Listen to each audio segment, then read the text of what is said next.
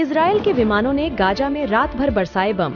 26,000 के पार पहुंचा मौतों का आंकड़ा। हमास के खात्मे का संकल्प लेकर जंग में उतरी इजरायली सेना के हमलों में अब तक 26,000 से ज्यादा फिलिस्तीनियों की मौत हुई है और 64,000 से ज्यादा घायल हुए हैं। इजराइल ने गाजा पर लगातार हवाई हमले किए हैं। इजराइल और हमास के बीच जारी जंग में आम लोगों के खून बहने का सिलसिला बदस्तूर जारी है। रिपोर्ट्स के मुताबिक मध्य गाजा पट्टी में नुसीरात शहरी शरणार्थी शिविर पर रात भर किए गए इजरायली हवाई हमलों में 5 महीने के एक बच्चे समेत कम से कम 15 लोगों की मौत हो गई। हमास द्वारा संचालित स्वास्थ्य मंत्रालय ने शुक्रवार को कहा कि जंग की शुरुआत के बाद से अब तक मृतकों की संख्या 26,000 से ज्यादा हो गई है।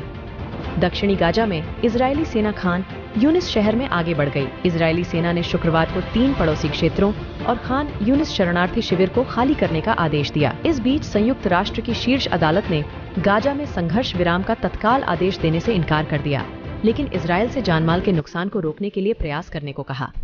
मामला दाखिल करने वाले दक्षिण अफ्रीका ने अदालत से इजरायल को अपना सैन्य अभियान रोकने का आदेश देने का आग्रह किया था। शीर्ष अदालत ने कहा कि वह उस मामले को खारिज नहीं करेगी जिसमें इजरायल पर गाजा में नरसंहार का आरोप लगाया गया है। अदालत ने इजरायल की उस अपील को भी खारिज कर दिया जिसमें नरसंहार के आरोपों को खारिज किए जाने की अपील की गई थी। अफ्रीका ने अदालत से इजरायल को अपना सैन्य अभियान रोकने का आदेश देने का आग्रह किया था। शीर्ष अदालत ने कहा कि वह उस मामले को खारिज नहीं करेगी जिसमें इजरायल पर गाजा में नरसंहार का आरोप लगाया गया है। अदालत ने इजरायल की उस अपील को भी खारिज कर दिया जिसमें नरसंहार के आरोपों को खारिज किए जाने की अपील की गई थी।